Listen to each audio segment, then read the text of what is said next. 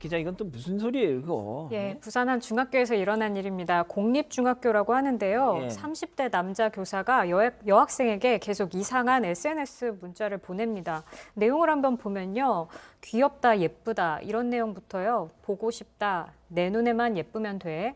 그리고 저 지금 땡땡이 부각돼, 이게 특정 신체 부위가 부각된다, 뭐 이런 얘기고요. 섹시해 보인다, 이런 얘기까지 했습니다. 피해 학생 한둘이 아니었고 심한 욕설과 외모 비하 일상이었다고 합니다. 백 변호사님, 나 진짜 요즘에도 이러면 어떡해요. 옛날에는, 이건 정말 솔직하게 얘기해 보시죠. 진짜 옛날에는 정말 부직이 있으셨습니다. 예. 그렇죠. 근데 요즘에는 저희가 이렇게 방송을 할 정도로 사회적으로도 굉장히 민감하고 예민한 그러니까요. 부분이잖아요.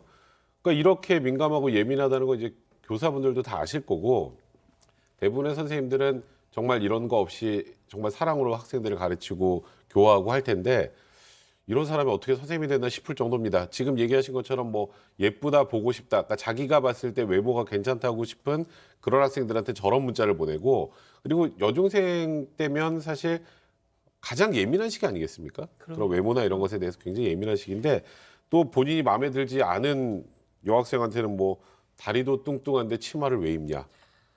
사실 저거는, 그러니까 사실 저 피해 학생 입장에서는 굉장히 저거는 정신적으로 충격을 많이 받을 그런 얘기란 말이죠. 이렇게 선생님한테 당한 피해자만 6명이라고 합니다. 아이고, 세상에.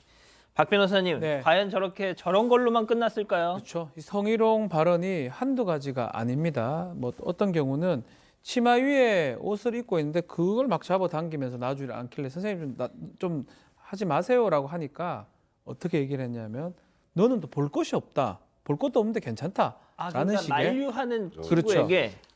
이 사실은 이런 게 다 성적 그 인지성이나 성이 이게 다 감수성이 부족한 거거든요. 교육자가 좀 이렇다면 학생들이 이걸 보고 상당히 좀 충격적이지 않았을까 생각이 듭니다. 교수님 진짜 너무, 그러니까 저는 정말 이런 뉴스를 제가 전해드리고 있으면서도 참 의아한 것이, 요즘은 정말 하나하나 정말 조심해야 돼요. 그런데 어떻게 저렇게 정말 터무니없는 짓을 할까요, 진짜? 이 교사 같은 경우는 방송이라든가 뭐 신문도 안 보나요? 그러니까요. 그야말로 화성에서 온 사람 같이 행동을 하는 건데, 교사로서 직업을 갖다가 잘못 택한 것 같습니다. 아주 부적절하고요.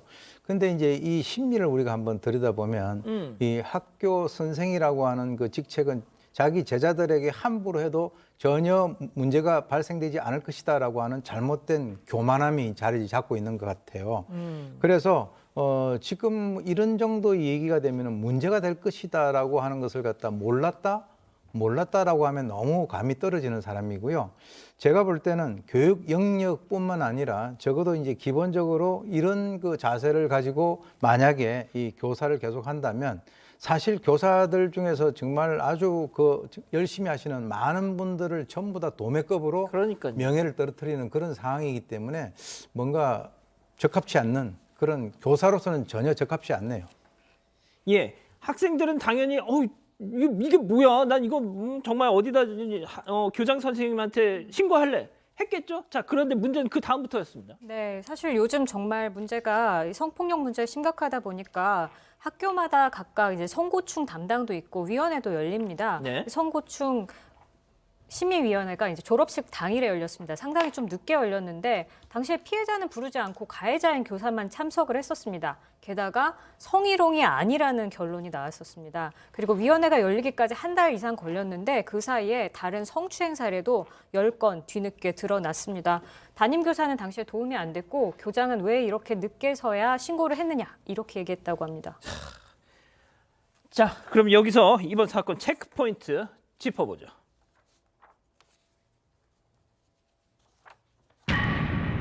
잘생기면 성희롱도 오케이? 이게 무슨 얘기죠? 그러니까 일단 학부모님들이 교장 선생님한테 이 선생님으로부터 이런 아이들이 이런 피해를 받았다. 도대체 무슨 생각으로 우리 선생님이 이렇게 얘기한 거냐고 항의를 했어요. 그랬겠죠. 그럼 보통의 교장 선생님이랑 어떻게 대답을 할까요? 석고대죄를 하겠죠. 석고대죄하거나 저희가 진상을 파악해서 그렇죠. 철저하게 조치하고 아이들에게 더 이상 피해가 안 가게 하겠습니다. 이게 일반적인 대답일 거라고 생각이 드는데, 예. 이게 사실인지 저도 지금 정말 사실이 믿기지가 않아요. 예. 이게 사실이라면 이 교장 선생님 역시 문제가 좀 심각한 것 같은데 이렇게 얘기했답니다. 선생님이 잘생겼어요. 애들이 아주 좋아하는 와, 아이돌 진짜 스타일이에요.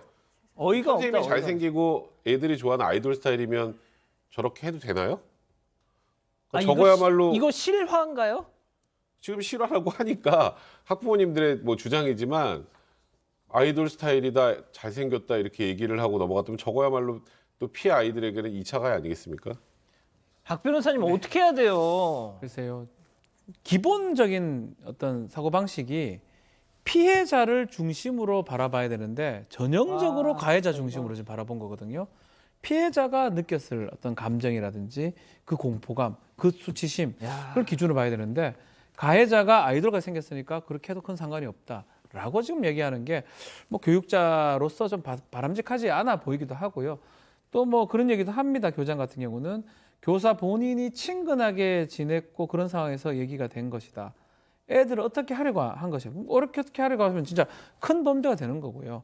이 상황 자체가 문제가 된다라는 거를 이 50대 이 교장 역시 좀 잘 인식을 못 하고 있었다고 좀 보입니다. 그러니까요. 아니 저는 진짜 이 그 남자 교사도 문제지만 이 교장 선생도 도대체 무슨 생각으로 지금 학교 운영을 하고 있는지. 아니 그리고 더군다나 이 제가 좀 더 알아봤더니 처음 부임한 그 남자 교사가 이 학교에 처음 부임한 교사였대요. 교수님, 진짜 간이 배 밖으로 나왔어요, 진짜 이 사람. 지금 이 일이 발생되고 우리가 항상 어떤 일이 발생되고 나면 발생할 수는 있는데 그 뒤에 후속 조치가 어떤가를 보면은 알 수 있습니다. 근데 성희롱 고충심의위원회에서 하는 그 여러 가지 어떤 결론, 행동, 그 과정 또 이 교장 선생이라는 분이 50대 여자분이라 그러는데 교장 선생이 그런 얘기를 갖다가 했다. 소위 우리 이제 이런 그 속담이 있지 않습니까? 그 밥에 그 나물이다. 아, 예. 그러니까 이제 그게 속담이었군요. 예. 이 학교에 있어서의 전반적인 분위기는 이런 일을 계기로 해가지고 뭔가 쇄신하지 않으면 앞으로 더 큰 일이 발생될 수 있는 가능성을 우리가 맞아요. 배제할 수 없다. 그런 측면에서는 이번에 좋은 경고다. 그렇게 봅니다. 아, 진짜 어처구니 없습니다.